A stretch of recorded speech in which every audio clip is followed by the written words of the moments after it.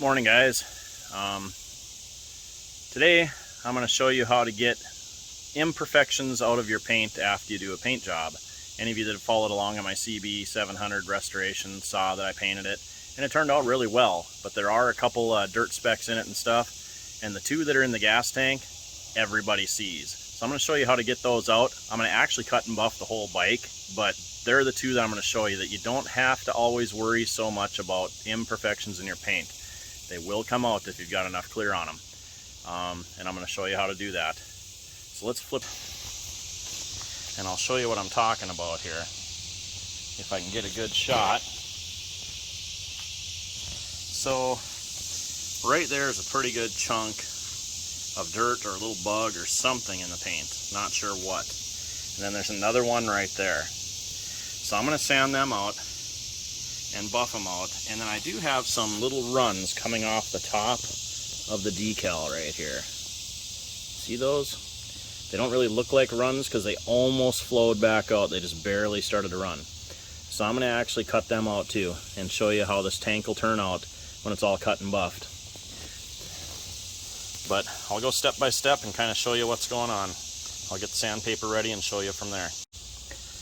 Okay guys, I actually started sanding just to kind of show you something here. So you can see here, now obviously whatever that is that's in it, probably a bug, is still there too. But you see that little half moon looking thing on the one side? That's got to come out too. So like when you're wet sanding this, you need to cut it so it's perfectly smooth and it all looks like basically right there, right? Now I started with 1000 grit and I'm using it wrapped around a paint stick. See right here.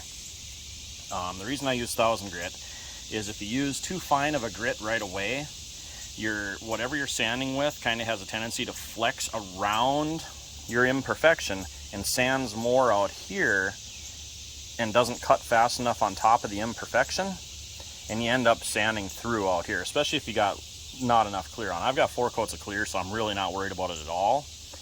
But that's kind of why you start with a more aggressive sandpaper. It'll keep everything flatter and smoother faster.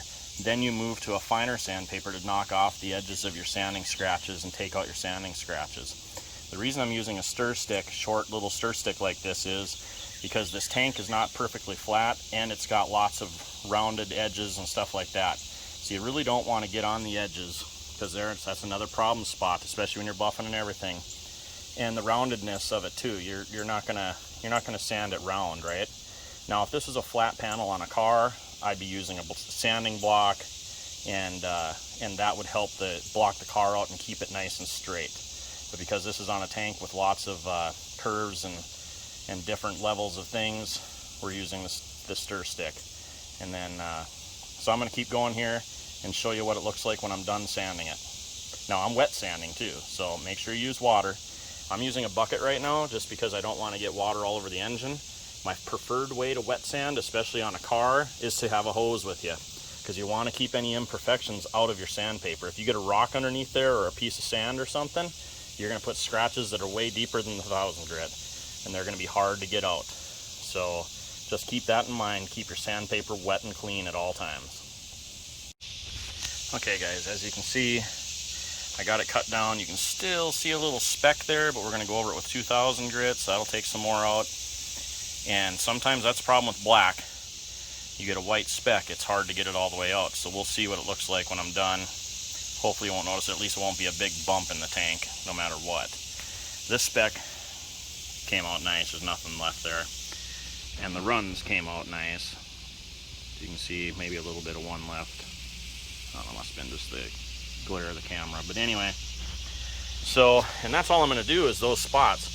I'm not going to actually cut and buff the whole tank because it looks really good and it's a driver. I'm going to ride this bike, so I may have to cut and buff when I scratch it and stuff, just getting on and off, and maybe something rubs against it, whatever.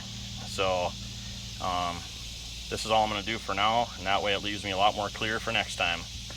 Anyway, I think I had said I was going to do the whole thing, but I think I'm not going to.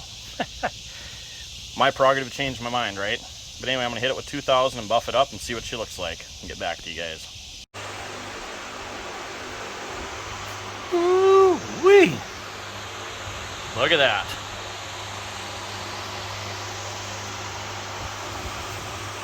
She looks good. Look at that. Ooh, man. Except for the dust that's already settled on it. That's another problem with black. But as you can see, she looks pretty good. No more runs.